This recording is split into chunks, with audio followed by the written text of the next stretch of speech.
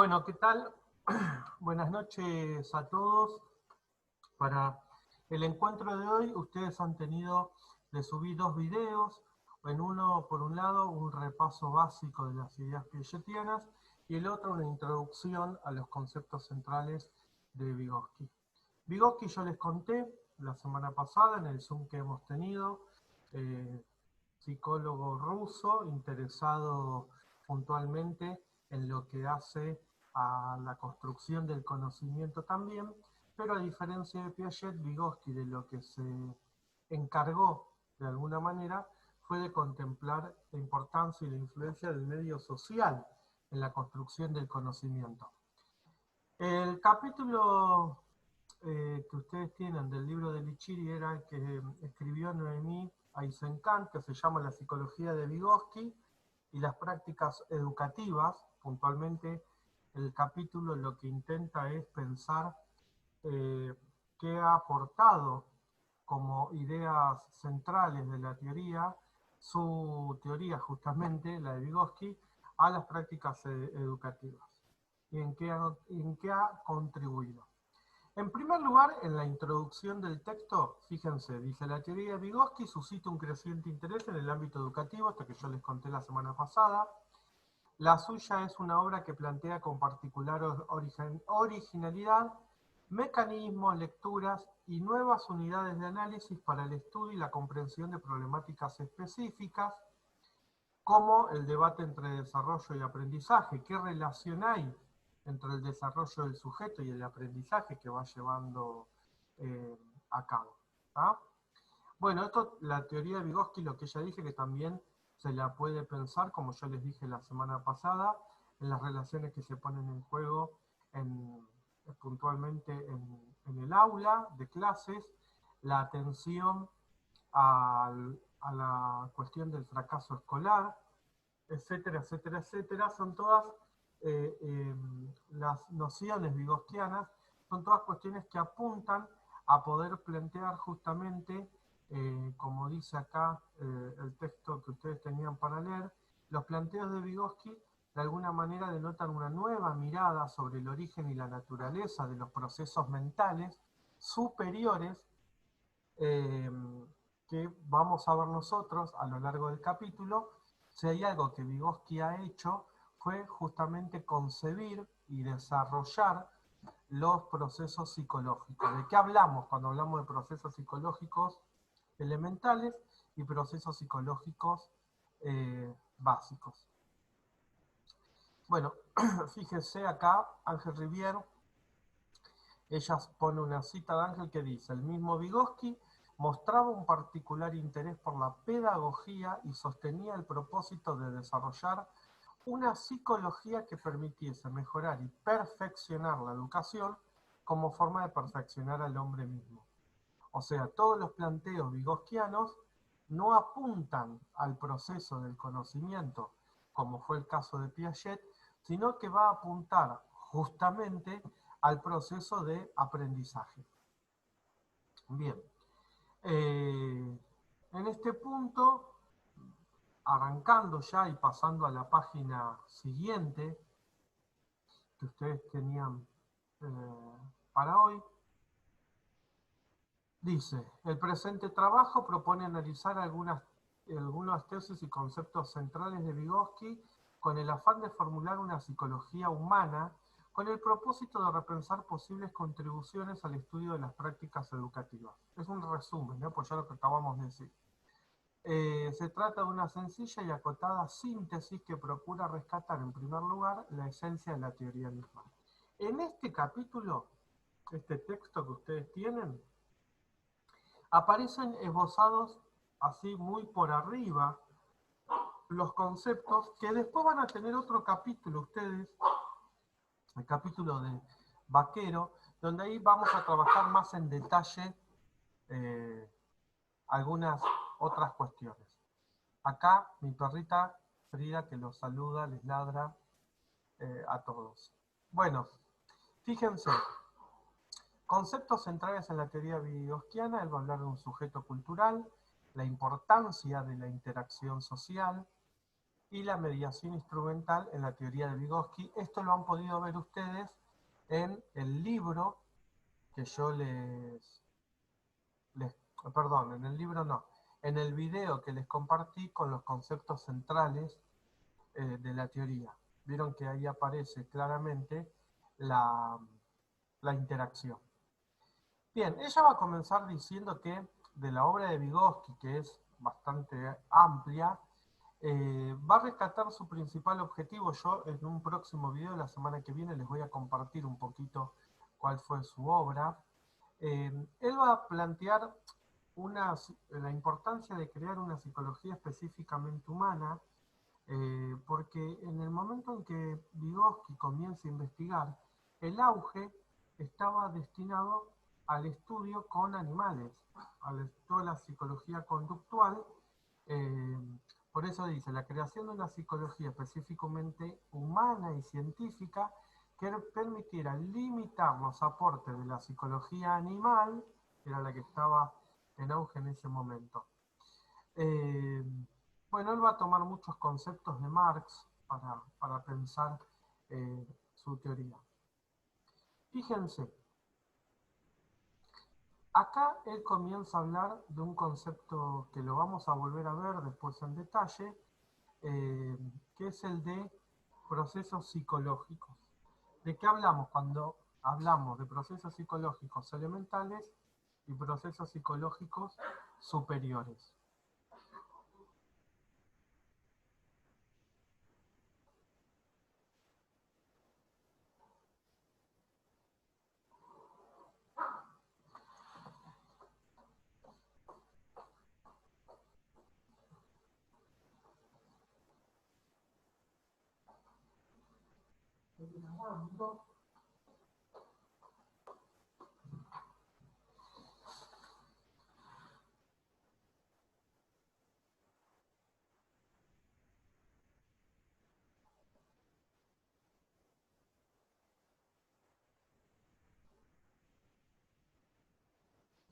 Bueno, a ver. Eh, ¿Qué es interesante acá, gente? Que ella va, acá Vygotsky va, en realidad a ese encanto, tomando la línea vygotskiana, va a plantear, perdón, en la hora, gente. La implicación de una instancia de planificación previa a la acción, dice, la necesidad de grados crecientes de conciencia, la mediación de instrumentos y su esencia particularmente colectiva permiten diferenciar el reino humano del animal. Está justificando por qué se va a ocupar de los procesos mentales en el ser humano. Dice, es entonces cuando se propone indagar, Vygotsky, qué condiciones psicológicas hicieron posible el surgimiento del trabajo en el hombre y conocer aquellas consecuencias que esta actividad provoca en la constitución del sujeto. De esto planteo deriva la unidad de análisis que atraviesa toda su obra. O sea, está hablando de él la noción de objeto de estudio que ha tenido Vygotsky, que dice, la actividad intersubjetiva mediada por herramientas semióticas, lo cual explica la emergencia de la conciencia humana. Se los traduzco. Vygotsky le va a dar mucho interés en su objeto de estudio justamente a las relaciones que se dan entre los sujetos. ¿Qué peso tiene la cultura de pertenencia en mis procesos psicológicos? Dice Vygotsky. Por eso dice la actividad intersubjetiva es las relaciones con los demás. Intersubjetiva, relaciones con otros, ¿no? Que estas relaciones siempre están mediadas por herramientas semióticas. ¿Qué es una herramienta semiótica, gente? El lenguaje. Nuestras relaciones en un determinado grupo de pertenencia están mediadas por el lenguaje de pertenencia. Fíjense, acá una cita que pone la autora dice, los procesos psicológicos se desarrollan en los niños a través de la enculturación de las prácticas sociales. ¿Ven cómo a partir, dice Vygotsky, en realidad lo dice Moll tomando las ideas vygotskianas, cómo a partir de la pertenencia a un grupo y la práctica social en ese grupo, cómo a través, dice, de la adquisición de la tecnología de sus signos y herramientas, está hablando del lenguaje de pertenencia, y por supuesto que esto va a influir en lo que entendemos nosotros como educación. Ahora, fíjense, dice, la acción mediada por signos, ustedes saben que cuando hablamos de signos son los signos lingüísticos, la acción mediada por signos, o sea, el hecho de pertenecer a un determinado contexto y manejar un lenguaje en común, va a dar la constitución de los procesos psicológicos superiores. Fíjense, para Vygotsky, el desarrollo subjetivo de una persona se ve influenciado, se ve determinado, lo que les decía antes, por la cultura de pertenencia. Por eso dice, se ve culturalmente sesgado u orientado.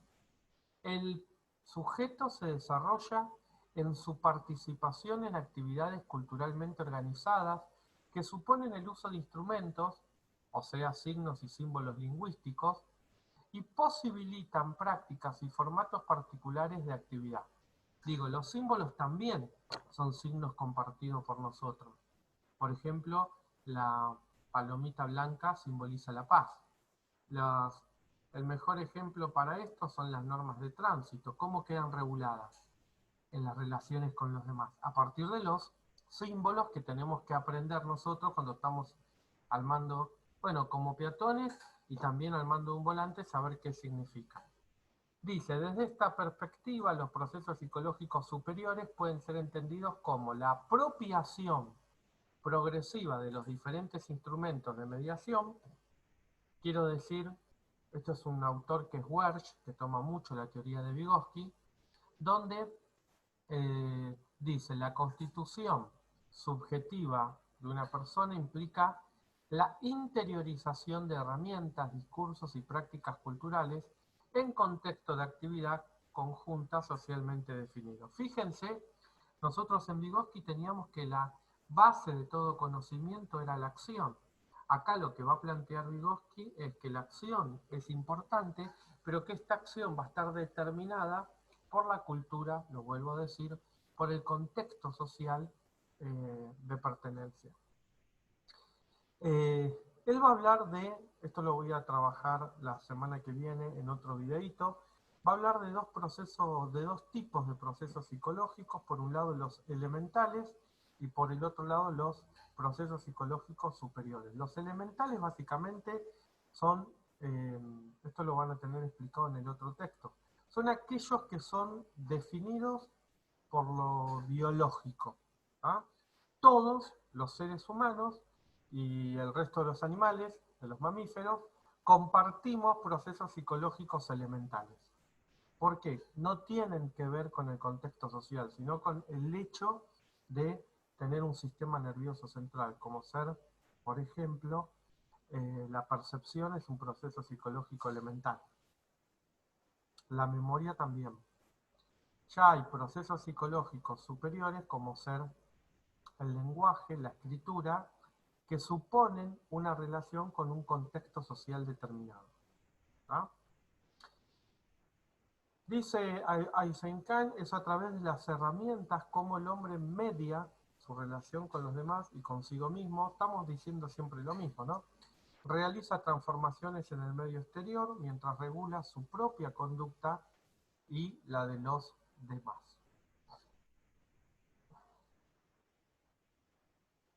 Entonces, tenemos acá un concepto importante que plantea ella en el capítulo, que es el concepto de herramienta. ¿Tá? Dice que va a haber herramientas físicas, entendiendo estas como aquellos sistemas proporcionados por la cultura, orientados esencialmente a actuar sobre el mundo físico, externamente orientados, y las herramientas psicológicas o semióticas, principalmente orientadas hacia el mundo social, hacia los demás, y la actividad interna que apunta a una dominación del propio ser. Estas últimas están pensadas especialmente en relación con el lenguaje. ¿Ah? Herramientas físicas, obviamente, manejamos, un martillo es una herramienta física, que va a tener un sentido en la medida de una cultura de pertenencia. ¿Ah? Hay una premisa fundamental en Vygotsky que dice la interiorización de los instrumentos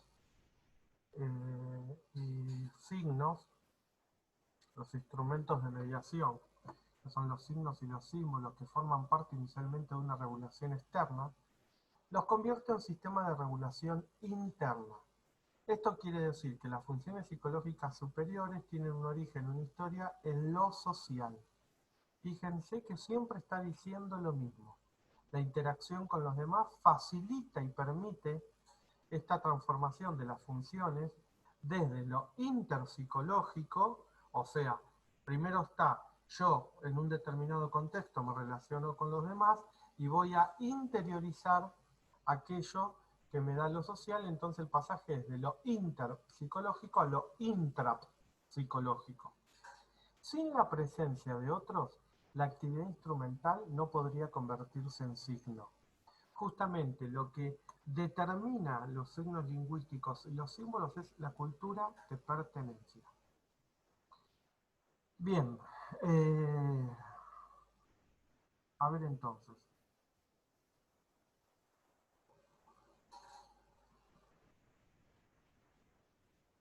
Acá como me parece interesante. Por consiguiente dice, Vygotsky centra su interés en el funcionamiento psicológico intersubjetivo al procurar explicar el desarrollo humano y los procesos de escolarización cobran en este transcurso un lugar de particular significación como contextos. Quiero decir, los procesos de escolarización van a propiciar, o deberían hacerlo, justamente, la apropiación y el dominio, ya sea consciente y voluntario, de herramientas semióticas como la lectura, la escritura y el cálculo lógico-matemático, las que contribuirían a la autorregulación de la propia conducta. Está hablando siempre de esta cuestión entre lo inter y lo intrapsicológico. Bien. Bueno, si hay un concepto central en la teoría vygotskiana es el concepto de la zona de desarrollo próximo, gente, como una forma particular de interacción social. Fíjense, la zona de desarrollo próximo como una construcción teórica clave que coloca al individuo dentro de la situación social concreta de aprendizaje y desarrollo. Eh, ¿Qué sería la zona de desarrollo próximo, gente? Esto lo voy a seguir desarrollando la semana que viene para no aburrirlos hoy, pero es justamente la relación que se da entre un sujeto que no sabe y un sujeto que conoce. Esto puede ser, por ejemplo, entendido en la relación docente-alumno. Se supone que el alumno que no tiene conocimiento sobre un tema, aparece un otro con el sujeto interactuando que le propicia su saber, y en esta interacción entre el sujeto que no sabe y el otro que sabe se produce un andamio, es un término de Brunner que toma esta línea de Vygotsky, se produce justamente un andamiaje. ¿Ah? Hay una zona que permite, la zona sería entre el sujeto que conoce y el que no conoce, se produce una zona de desarrollo. ¿Esto qué quiere decir? Hablando en criollo, que con la figura del otro, en tanto sabiendo de un determinado tema, va a facilitar el aprendizaje en el sujeto que no sabe. Pero por hoy vamos a dejar acá, los voy a dejar para que vuelvan con este video a leer el capítulo que tenían para hoy. Y para la semana que viene ya vamos a agregar el texto siguiente, que me parece que es muy eh, claro y que sigue trabajando, que es la introducción a la psicología del aprendizaje escolar, que es el texto que ustedes tienen de Ricardo Vaquero, gente, que ahí va a seguir trabajando en la teoría vygotskiana y siempre en relación al aprendizaje escolar. Digo como para que lo empiecen a leer, es un capítulo bien gordito que nos va a llevar una serie de encuentros, trabajarlo, que lo vamos a empezar a hacer eh, la semana que viene. ¿No? Bueno, gente, muchas gracias y seguimos en contacto.